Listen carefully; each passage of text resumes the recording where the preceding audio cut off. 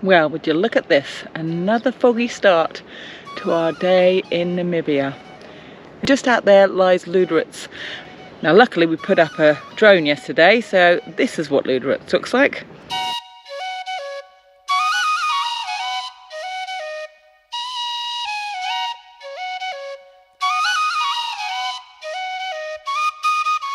Welcome back aboard. If you've been following our voyage, you'll know we have just made landfall in Luderitz, Namibia, a windswept outpost on the wild west coast of southern Africa. Luderitz may be part of the African continent, but forget steamy jungle and tropical heat. This place is cold, dry and draped in sea fog. In fact, Namibia is the driest country in sub-Saharan Africa, with a coastline so chilly, penguins would feel right at home. After leaving behind South Africa's lush mountainous coastline, arriving in Namibia feels like landing on another planet. Here the landscape stretches out in endless golden tones, and the silence of the desert is broken only by the howl of the wind or the excited whinny of the wild Namib desert horses visiting their waterhole. We're all sitting here very quietly, watching the horses and hoping that the ostriches come and drink. But the ostriches are very shy, apparently. Now's not the time to vote.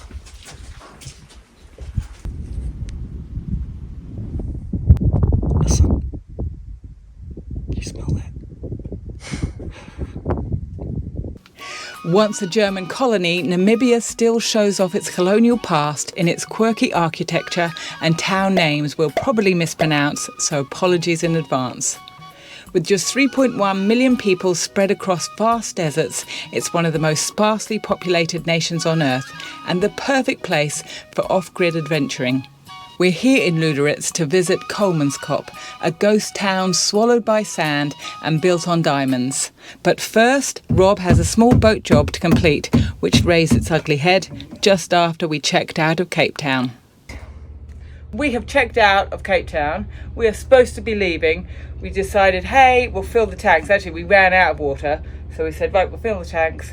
And because we've had some work done on the mast, everything was out of the space under the seats, and Rob just noticed once the water was on there was water trickling into that space where it shouldn't be, and so I ran downstairs because the last few times we've been filling the tanks it's been overflowing into Ivan's room along his shelf and saturating everything. It's already killed one camera. This possibly has killed another today because it was really good one. Really, yeah, and there was a lot of water there. Camera's not turning on at the moment. So we took the wall off. Rob's been trying to open the tank because the tank is actually full, even though it's registering that it's empty when we try and take water out of the tap. Yeah, so what's happening is the port side tank is full. It's chock-a-block, and it has been for some time by the look of it. The starboard side tank is empty. What happens, we fill the tank up, it actually fills port side, and then it equalises to starboard tank. And we take our water off the starboard tank. That's the feeder into the pump.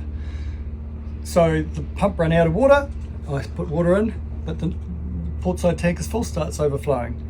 And it's not equalising to the starboard tank. So there's a blockage between port and starboard somewhere.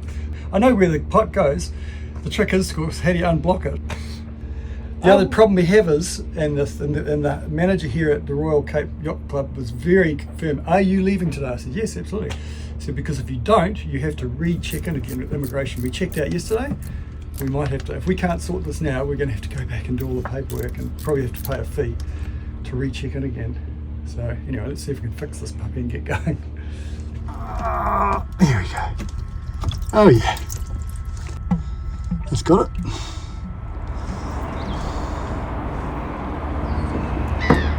Let me tell you a little story. A guy called David, he messaged me on Instagram. He said, hey, are you on your way to Cape Town? It'd be great to see you before you head off, just to say a quick hello. And you know, by that time we'd already checked out, of course, as you know.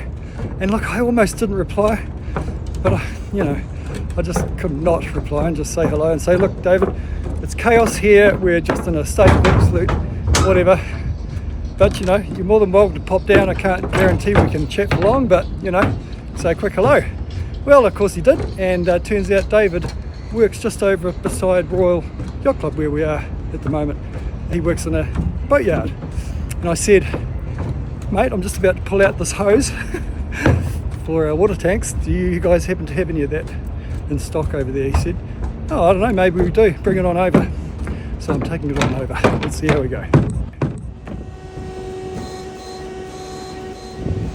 Okay, so job done.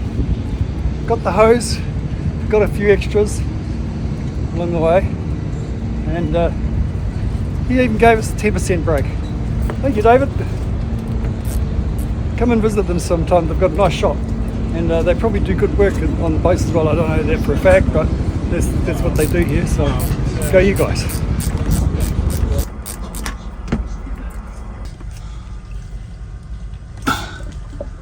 Water is trickling through. Look at that. In the water, I see a black thing in the water. Yeah, I think there's some gunk in the. I think there's some gunk in that plug there a little bit, I guess, but yeah, not ideal. So I fixed that in Cape Town. Now I want to get into Ivan's room and look at the overflow pipe to see if that's blocked, and at the same time repair the leak we discovered where the water is coming out of the pipe and into Ivan's room. Right, let's see. I'll try and blow through it. Okay, I can't see any of that. Oh, that's all clear.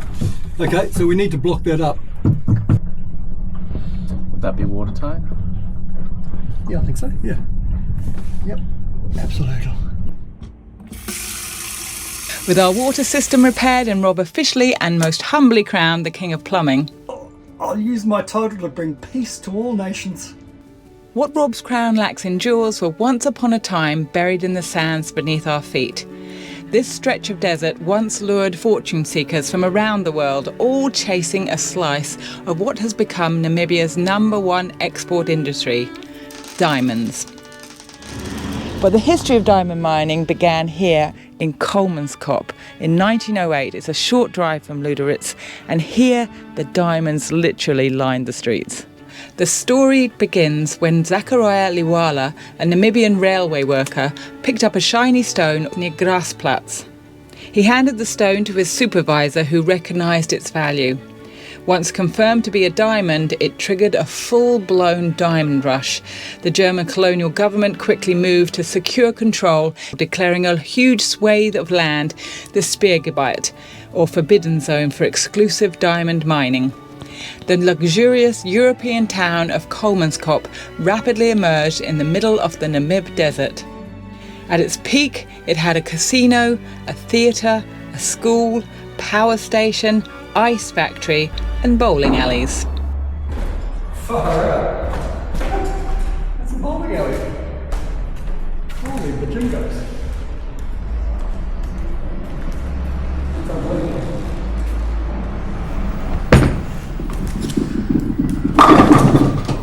That's really impressive, isn't it? This town had running water, electricity and refrigeration. Man, incredibly advanced for its time and location. They even had a hospital, and this is it. And it housed the first X-ray machine in the whole of the south of Africa. Back in the beginning of the 20th century, they had no idea about radiation, and so every day they would strip search and X-ray the workers to make sure they weren't smuggling diamonds off-site.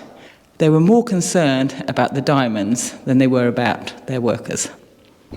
The wealthier miners and their families lived in these elegant homes, most of which are still standing today, although they'll be a little bit sandy.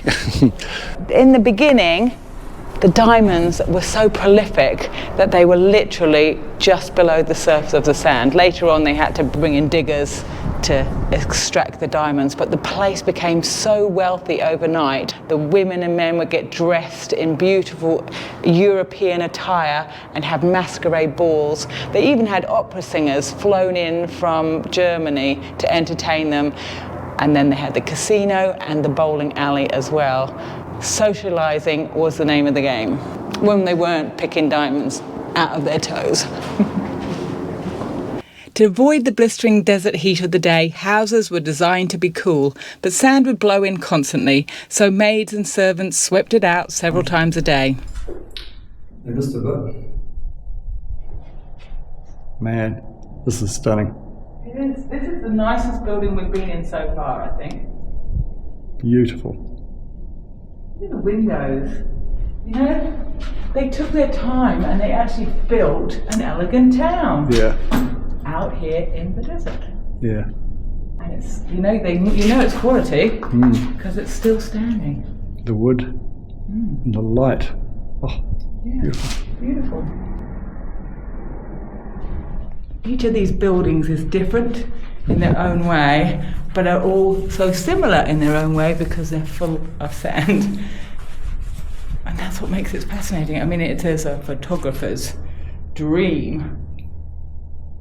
So I'm here at a particularly famous spot where an album cover picture was taken by a band called Tame Impala. The cool thing about it is that dune, no one's actually walked on it as far as I can tell since that photo was taken, which was probably taken several years ago as far as I know. Check out the acoustics in this place. Yeah, that was it. What? Oh, that was it. When I was researching about Colemanskop, there was a story, I don't know if it's true. There were so many diamonds that the children played with them as toys, probably under somebody's watchful eye, just in case they decided to secret one away somewhere for later. Marbles. Yeah, literally playing marbles. Again, it might not be true. She's a rich girl, she don't try to hide it. Diamonds on the soles of her shoes.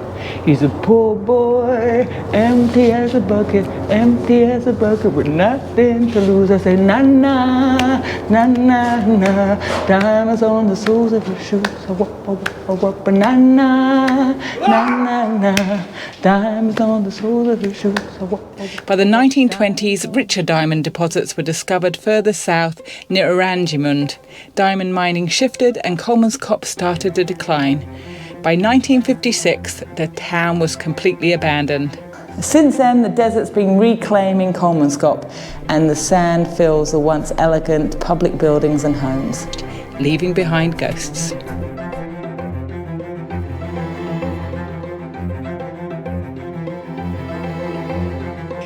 Luderitz has been an unforgettable stopover, a brilliant first taste of Namibia, and a town full of charm, character and unexpected adventures. Huge thanks to Gil, who not only chauffeured us and the Excelsior crew deep into the desert, but also roped us into the local fundraiser, the legendary Barrel Run. Picture a chaotic race through town in wheelbarrows and fancy dress, fueled by laughter, questionable drinks and increasingly creative challenges. Things got messy. Special mention goes to the poor souls who mistook the cherry pip spitting contest for a chocolate peanut challenge. Spoiler alert, it wasn't chocolate. It's actually it's animal. Was it from a springbok or? Like don't stop. Shoot. Oh, It's just grass, man. yeah, lekker. All right there. Woo! Spitting. Yay! Well done, my son. You can come there. Yeah! Let's go. If you enjoyed coming along for the ride, please give us a like, share the vlog and consider subscribing if you haven't already. And to our incredible patrons, your support keeps our boat afloat quite literally. Thank you from the bottom of our salty hearts. See you next time.